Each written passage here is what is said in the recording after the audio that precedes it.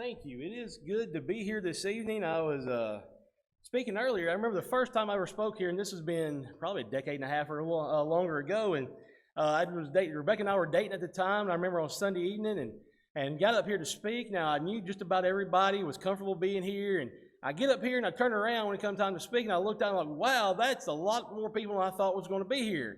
And being a new guy and things of that nature, of course, now I understand. That's why I started to understand. Preachers' counts usually run a little high because it seems to be a lot more out there than maybe what they are. But tonight, if you would, go ahead and turn your Bibles to Genesis chapter 11. And we're going to begin looking at a man named Abraham. Of course, when he's introduced to us, his name is Abram, here in chapter 11. Now, Abraham presents a unique challenge in that Abraham is well known throughout the religious world and the world at large. You'd be hard-pressed to find someone with any amount of religious affiliation who doesn't know who Abraham is. As we'll see here from Genesis 11 through chapter 22, that we do have a lot of information on Abraham. What the challenge is trying to conform all that information into a 40-minute time frame. But tonight, what I hope to do is lead us through the study of Abraham through the lens of his relationship with his nephew Lot, his wife Sarah, his son Isaac, and ultimately his relationship with the Lord.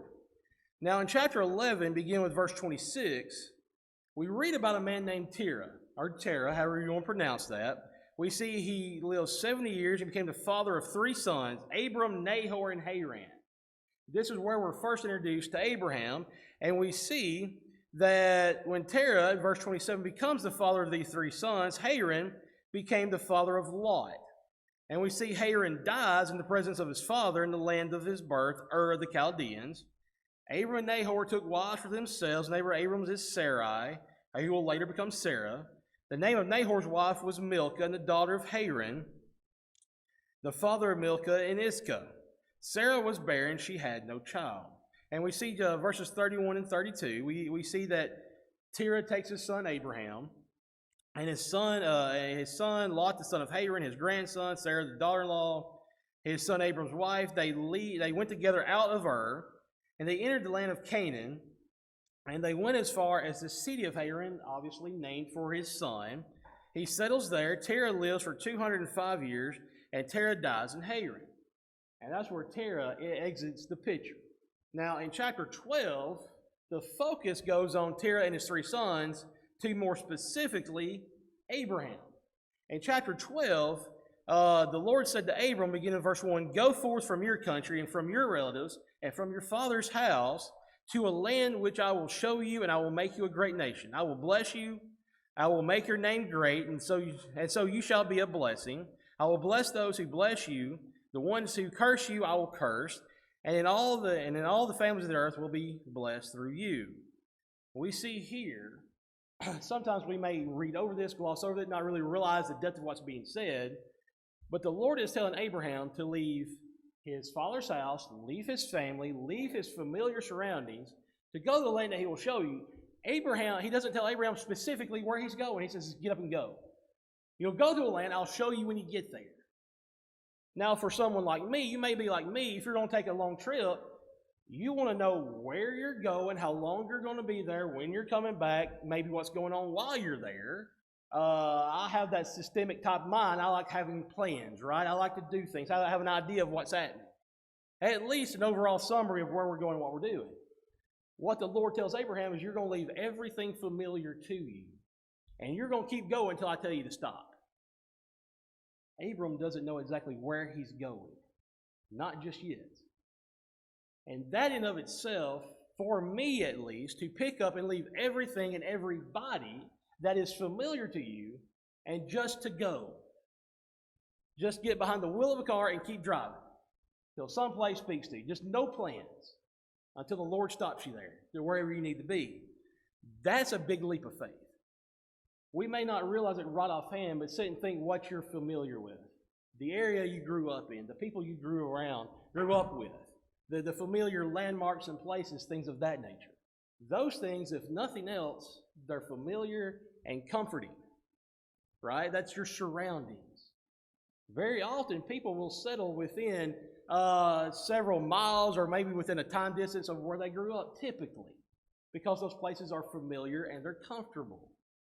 That's typically what happens. Now, not everybody does that, of course, but we see here Abraham, when he's told, leave your comfort area, leave the place where you've become accustomed and the people you know, and typically, if we're going to move anywhere unknown, if we go with somebody that we do know, if we have some level of comfort with whom we're going with, that makes it easier. He says, Abraham, leave your family, leave your surroundings, go travel, and I'll tell you when to stop. Abraham, verse 4, so Abram went forth as the Lord had spoken to him, and Lot goes with him. His wife Sarah and his nephew Lot, they all go. Now we'll find out in a minute, he goes with his possessions also. His servants, his livestock, they all go with him too. And as we see with Lot here in a moment, that's going to cause some tensions and things of that nature.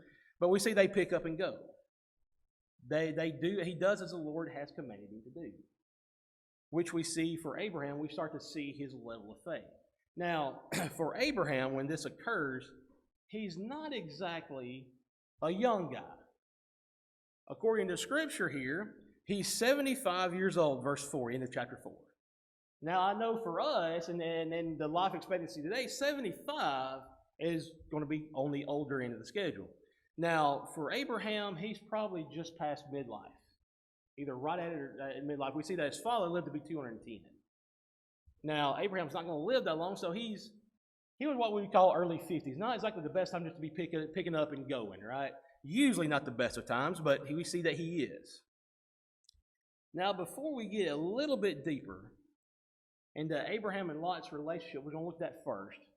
We need to look first at, yes, Abraham's a man of faith, but we see he's not the perfect human.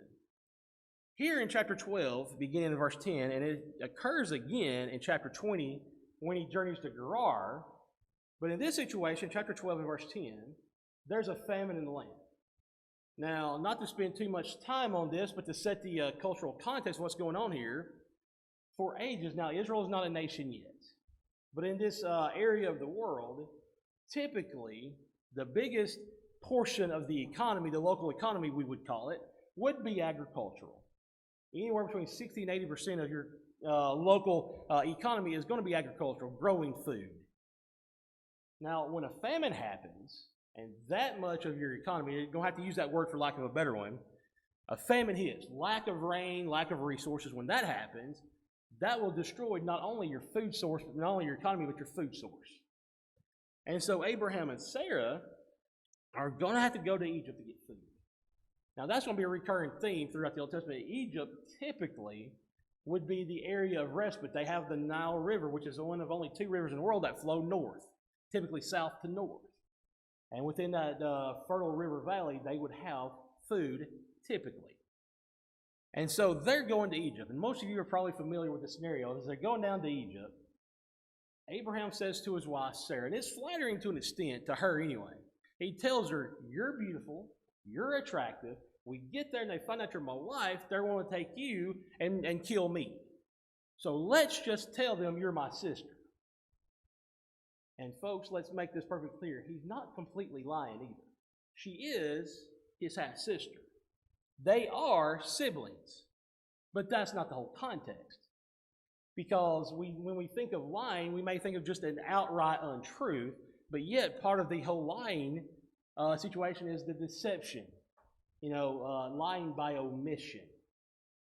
He tells them part of the story, yeah, she's my sister. Oh, by the way, she's also my wife, right? So he wanted to leave that part off. So they get down there. The king sees her, or the Egyptian men see her beauty, take her to the king, and they give Abraham all sorts of possessions to compensate him. Well, we see the Lord appears to the Pharaoh, and we see that the Lord struck Pharaoh in his house with several plagues in verse 17. Pharaoh called Abraham and said, What is this that you've done to me? Why did you not tell me that she was your wife? Why don't you say she's my sister, so I took her for my wife?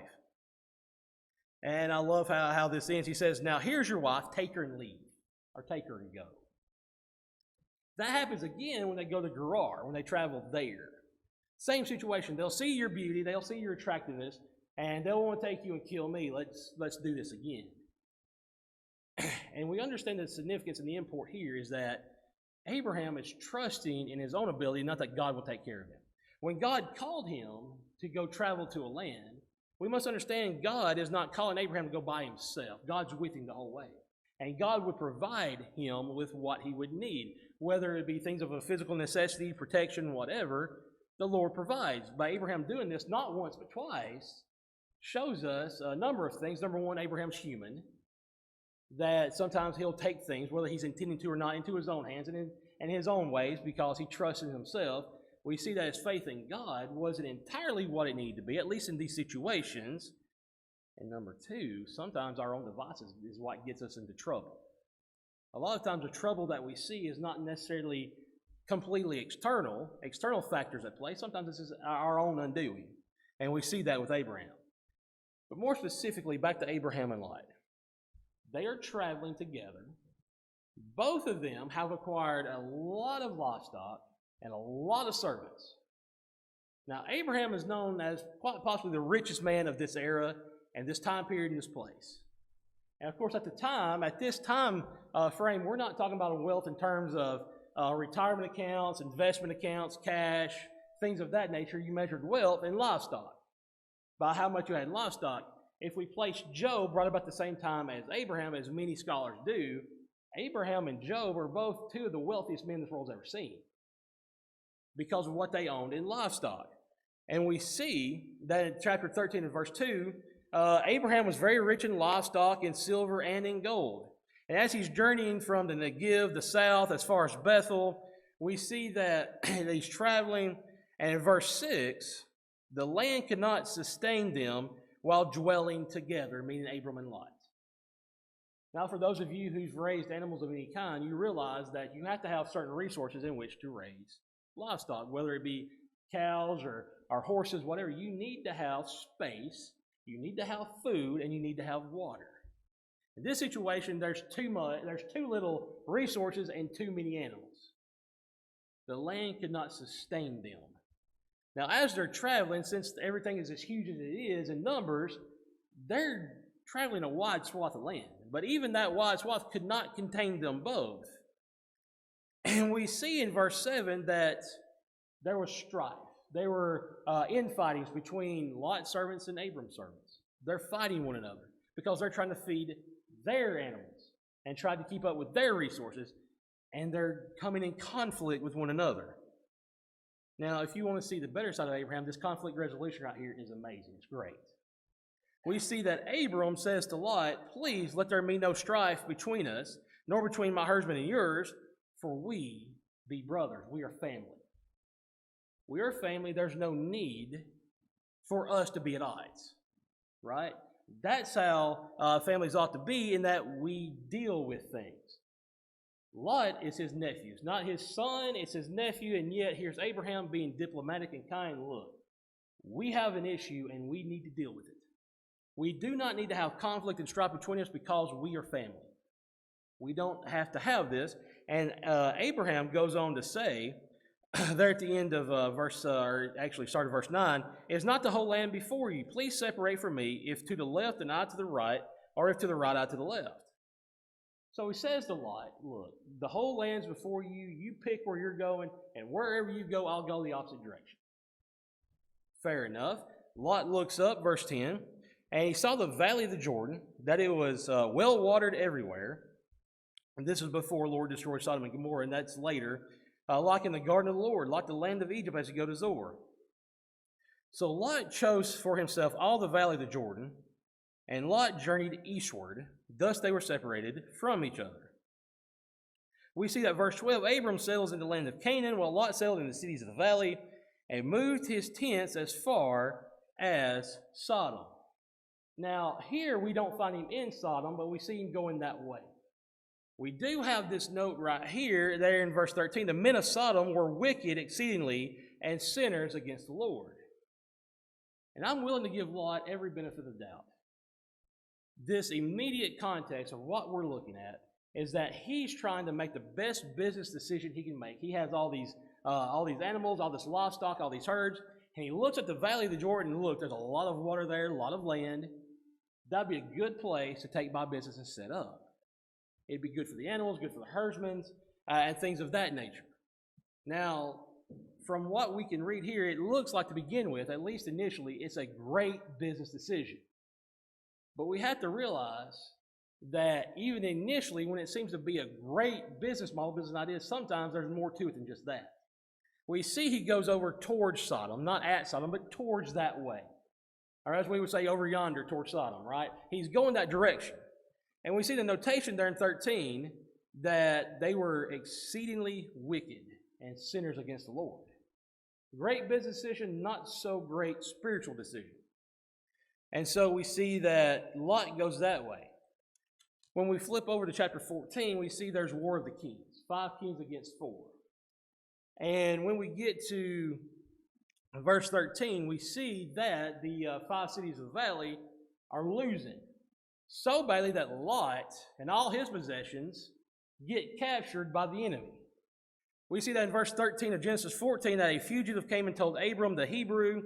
Now he was living by the oaks of Mamre. When Abram, verse 14, heard that his relative Lot had been taken captive, he led out his trained men, born in his house, 318, and went in pursuit as far as Dan. Now, these mighty men born in his house, these are his servants. Those men of fighting age who were trained to fight, who were in shape to fight, number 318. Now, we talked about Abraham being rich in servants. That's just the men able to fight.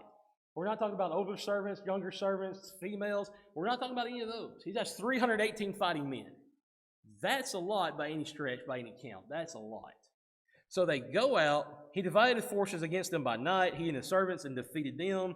And they get Lot and his possessions back. Long story short, having to move on just a little bit here.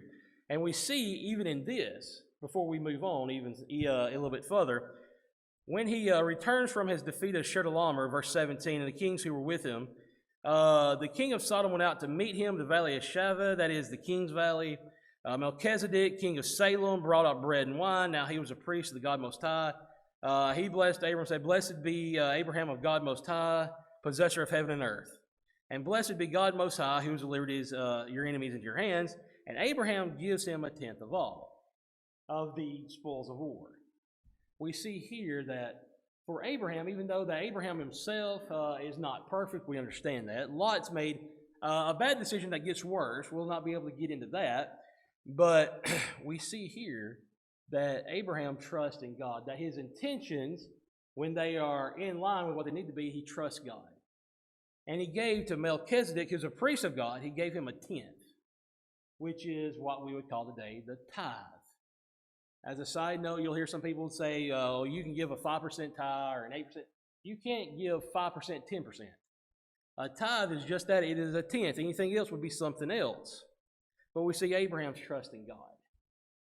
And we have to remember that Abraham himself is a rich, rich person. He could rely on his riches, on his power. He took 318 of his servants and defeated 4 kings and their armies with 318 people. If anyone has any reason to trust in their own self, in their wealth, and in their power and their might, it's going to be Abraham. And yet, we see when he meets God's high priest, what does Abraham do? He pays tribute to the high priest that is to God. Now, as we move from Abraham's situation with Lot, we see that Abraham has great crisis management. He looks out for his family. He trusts God in all things. We go back to Sarah. Let's move back to her. Now, Sarah is going to be 10 years younger than Abraham. So when God called Abraham's 75, she's 65. And even in this society and time, that's not exactly a young age. That's not the youngest of the young. They're both would be considered older. In chapter 15, we see that Abraham is promised a son. Now, within context, that son would come from Abram and Sarah. By this time, they're both older. Abraham would be in his 80s, late 80s. He himself would be past the time of having children. Sarah probably would be considered there too. But he promises them a son. By chapter 16 and verse 1, Sarah, Abram's wife, had bore him no children. And she had an Egyptian maid whose name was Hagar. And what we're seeing here is that sometimes our timeline, our time schedule wants to get ahead of what God's doing. At times we get anxious, we get nervous, whatever. God's taking too long. It shouldn't take this. Let's help God out. And whether it's our being naive, whether it's us being presumptuous, sometimes we think to ourselves, let me help God here. God would want this. So Sarah, since she's barren and she's not born him any children, much less a son, she says, here's my handmaid Hagar. We need to get this son. You need the son of promise, so take her. And we see that Abraham does what she says. They have a son named Ishmael. She conceives, and there's the son Ishmael to be born. And we see that when that happens, Sarah all of a sudden gets mad. Well, it was her idea. She set the whole thing up. And then she gets mad when her maiden gets pregnant. And we see that that's what we have. Hagar bore Abram a son. Abram called the name of his son, whom Hagar bore Ishmael. And Abram's 86 when this happens. And we see later on that wasn't what God was planning for them to have. In chapter 18, when Abraham's 90 and Sarah is 80, Isaac's birth is promised the following year.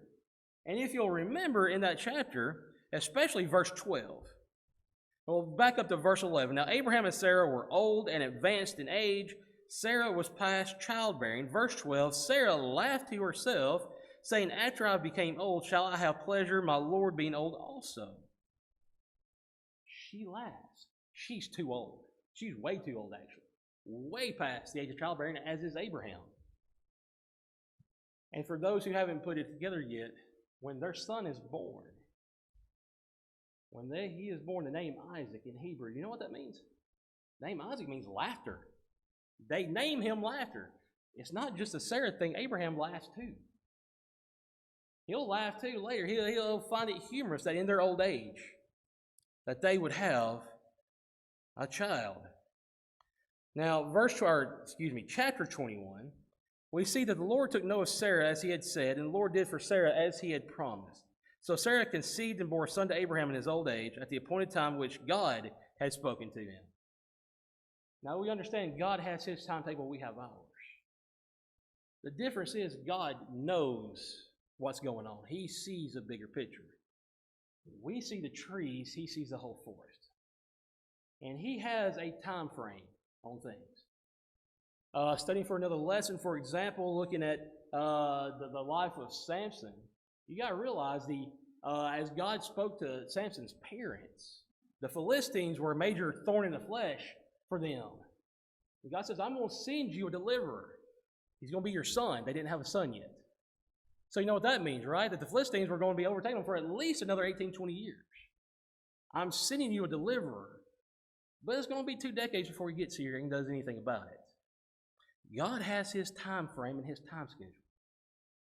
And at times we get a little ahead of ourselves. God knows what he's doing. He does it in his time period. And so chapter 21, verse 5, Abraham was 100 years old and his son Isaac was born to him. Sarah said, God has made laughter for me. Everyone who hears will laugh with me. And she said, who would have said to Abraham that Sarah would nurse children? Yet I have borne him a son in his old age. And see, the reason why God waits till here. Everyone at that time period and everyone now should understand that this was not Abraham and Sarah's doing. Physically speaking, they would not have been able to bear children. This was solely and completely God's doing. Trust God. God is able to provide in his time frame to anyone he chooses. It is God's plan. God has that power. And so we see here that Sarah realizes what's happening. She said, he gave me laughter. It's God who provides. She realizes the irony. It's God who does. It's not me. Not my husband, not anybody else. It's God's time schedule. It's God's plan for this to happen. And thus, Isaac is born and named Isaac because it means laughter. And that's what they were given.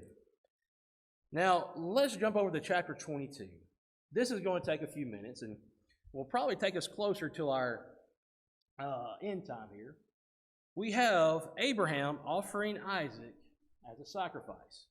In chapter 22, now as it came about after all these things, that God tested Abraham and said to him, Abraham, And he said, Here am I.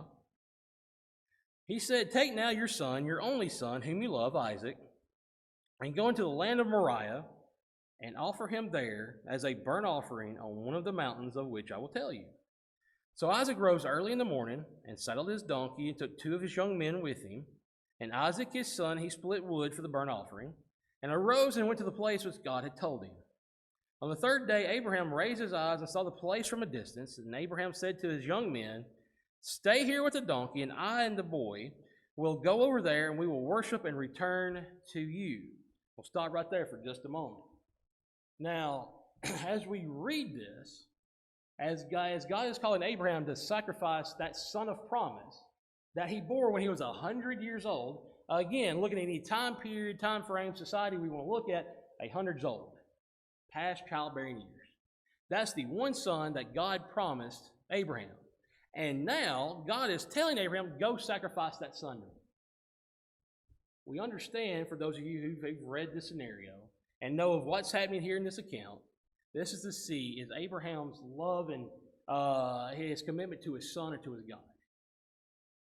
And for Abraham to understand that he will rely on God. If God can give him a child at age 100, and we'll see his age here in a minute, he can give him a child in his even older age, should this go through. And we see what God told Abraham, he gets up and goes and do it. Now, when you read verse 5, there's a couple things that need to stick out right quick. It says to the young men with him, Stay here with the donkey, and I and the boy will go over there, and we will worship and return to you. 2 things. Abraham uses the phrase, I and the lad, or I and the boy, depending on what translation you're using. I and the boy, the lad, will go there. As you read this in English, you would presume that Isaac would be young, as in 10, 12, 14 years old. If he's not a teenager, he's close at this point in time. When you go back and read from chapter 21 to chapter 22, Isaac is not a preteen. He's not a teenager. He's not a fresh out of college guy. He's 37. Isaac is an adult. I know there are no Jews yet. The nation of Israel has not even come together yet. But we understand that in Jewish society, a person obtains adulthood, or a man at least attains adulthood at age 30. Much like in our culture, the age would be 18, when you would be first considered a legal adult. And in many respects, that age would be 30. Isaac's even past that. He's 37. From what we would consider a legal standpoint, Isaac has no obligations to his father to go with him. But as we read this, we see that Isaac, age 37, goes with his father. They split the wood, they load up the beast of burden, they travel to where they needed to go, 3 days journey. And we see that age 37, he's still following his father as he should. And we see they take these, he takes the wood and the offering, he takes it up there with them. So Isaac knows that they're going to go and sacrifice something. Now, what that something is, he may not have known right then, or right offhand. He knows they're going to go sacrifice something, whether it is a goat, sheep, whatever.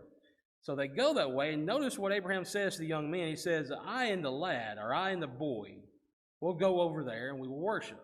This is the first time we see the worship by name mentioned. We know that Cain and Abel, what they were doing in Genesis 4, would also have been qualified as worship. But here's where it's first mentioned, that they'll go worship. And notice what Abraham says, we will worship and return. We. It's only Abraham and Isaac. But here's where we understand, start to see Abraham's faith in God. We will go worship and we will come back. Wait a minute, Abraham, you're going to sacrifice him, right? We've got to understand, or Abraham understands that God will provide. He will provide him a way. We will come back. We see that in verse 6, Abraham took the wood of the burnt offering, laid it on Isaac his son, and he took a hand in the fire and a knife, so the two of them walked on together. Isaac spoke to Abraham, his father, and said, My father, here I am, my son. And he says, Behold the fire and the wood, but where's the lamb for the burnt offering? There it is. Hey, Dad, I said we got the wood, I said we got the fire. Where's the lamb? Here's the rubber meeting the road. And so we see that Abraham saying in verse 8, God will provide for himself the lamb for the burnt offering, my son. Two of them walked on together, yet God will provide. Abraham by this time is starting to understand. The light has come on. He's understanding at age 137, he's getting there. And we see they came to the place which God had told him. Abraham built the altar there, arranged the wood, bound his son Isaac, and laid him on the altar on top of the wood. Abraham stretched out his hand, took the knife to slay his son. But the angel of the Lord called him from heaven and said, Abraham, Abraham. He said, Here I am. God said, Do not stretch out your hand against the boy, and do nothing to him, but now I know that you fear God, since you have not withheld your son, your only son, from me. Now for Abraham, it took him about 137 years to get it. And before we want to scoff at that, laugh at that, sometimes it takes us a while to get things to understand stuff. It is often said that with parents, by the time parents figure out this whole parenting thing, they're grandparents, right? Sometimes that's why they're called grandparents, because they finally figured out what was going on. And when they make good grandparents. We have 4 small children of our own, and there's days it's literally one day at a time. That's all you can do. And there's days we feel like utter failures, and other days we feel pretty good about things, but we do what we can. And of course, by the time we get these kids figured out, they'll be grown. And so I understand that it's almost a self-defeating deal there. But we see here for Abraham, Isaac was his son in his old age, past the age of childbearing. I could not imagine the love and admiration that Abraham would have had for Isaac, as any father would for a child. But this child was given to him by God. It was promised by God, literally. God telling him, I'm giving you this son in your old age.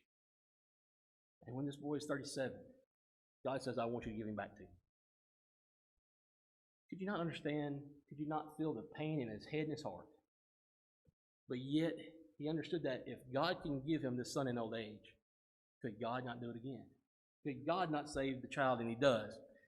And so we see in Abraham the faith that he had. Yeah, sometimes he was a little ahead of himself, got a little too fast with things, and got ahead of himself. But we see at the end of the day, at age 137, he had it figured out that God's got this. It's God who provides. It is God who will take care. And as we start to finish up here in just a moment, I want us to look at Isaac just for a moment. As I said, this isn't a teenager. This isn't a middle schooler.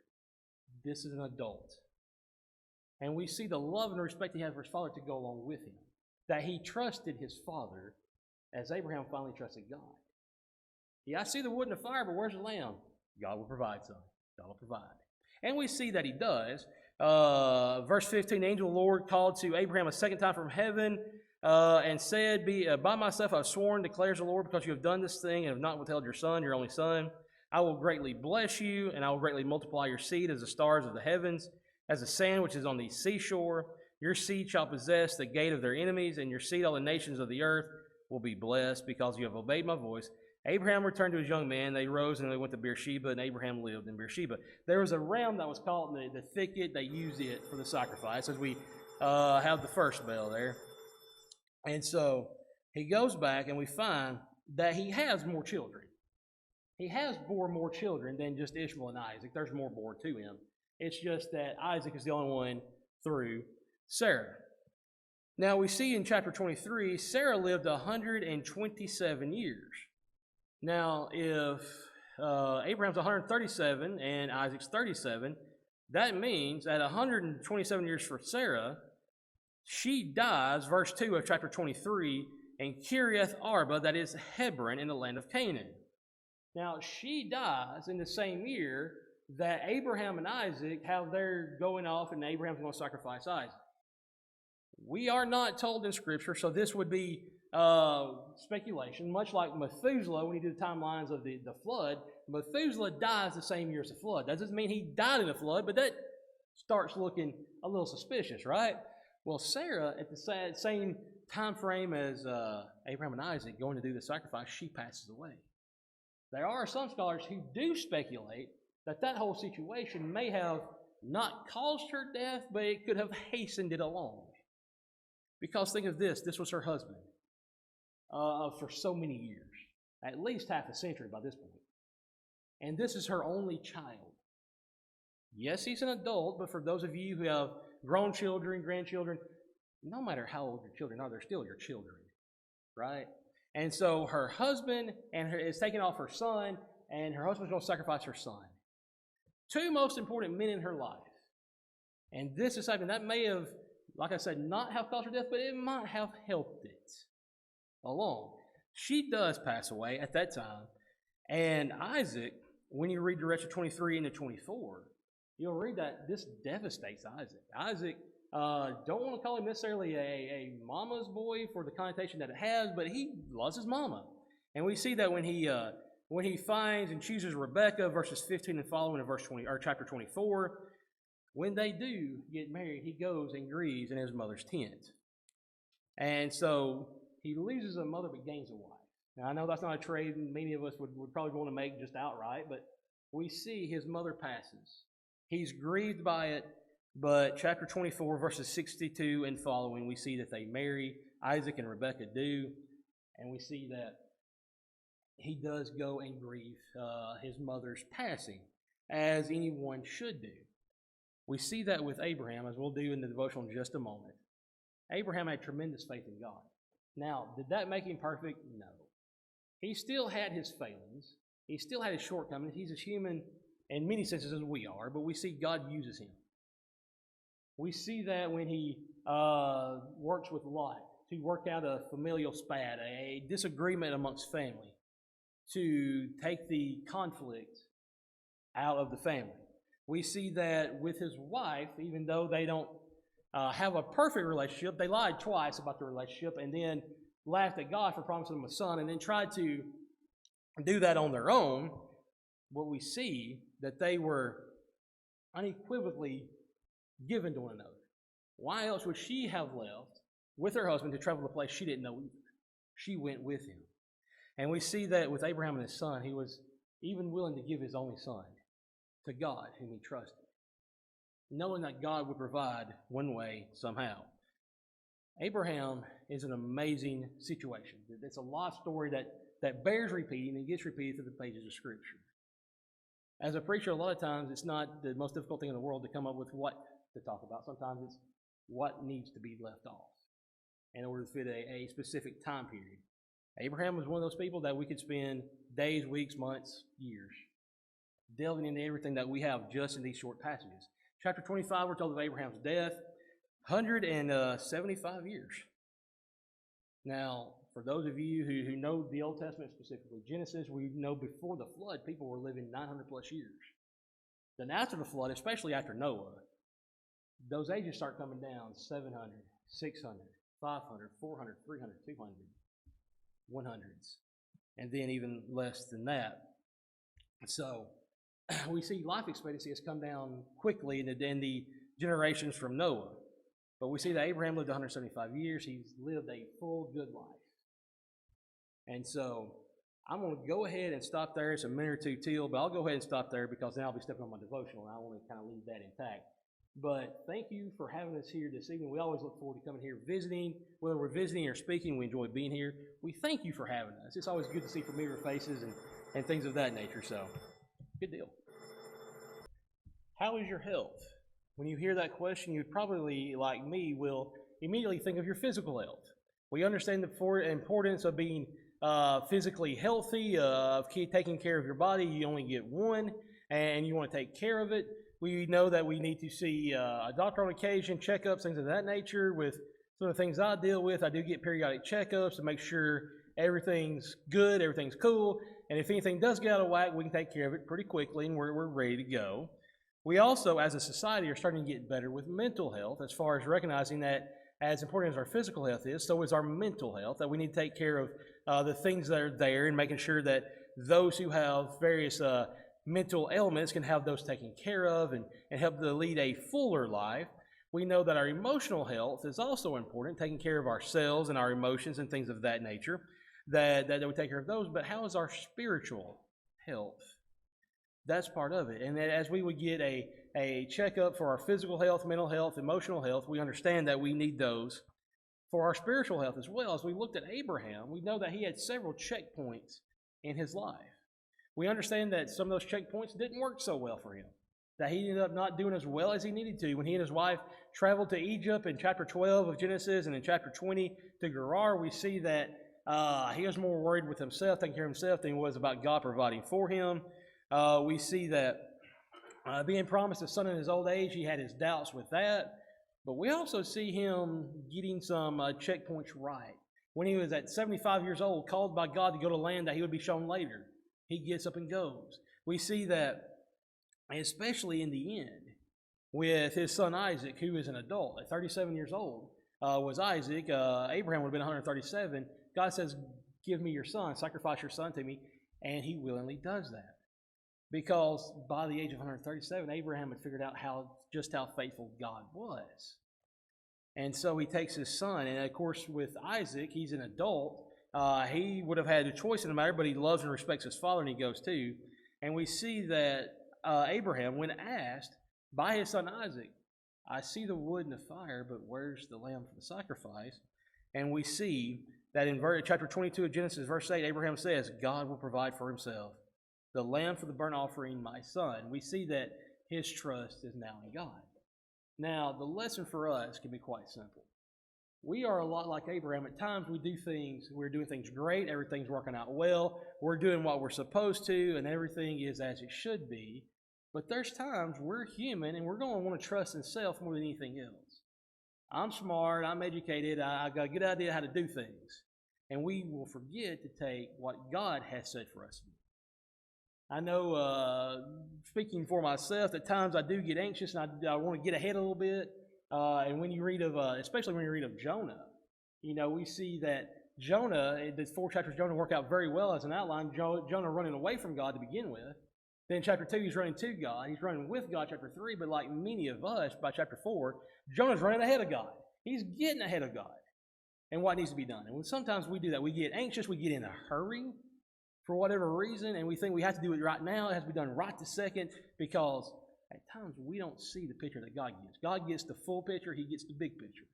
We only have right here, right now. But like Abraham, we need to come to the conclusion that we need God, and God will provide on his timeline when the time is right, and he'll see that. As seriously as we should take our physical, mental, and emotional health, our spiritual health needs to be fed, grown, nourished, and strengthened on a daily basis as well.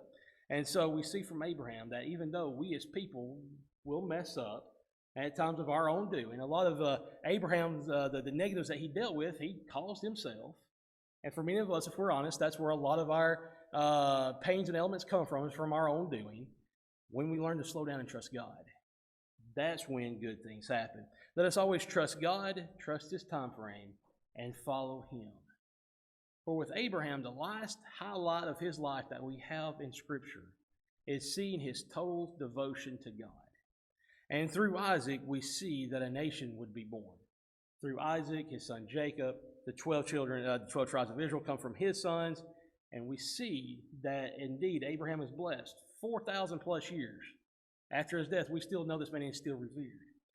Blessed is Abraham because of his trust in God. God blessed him with that. That came from God, none of himself.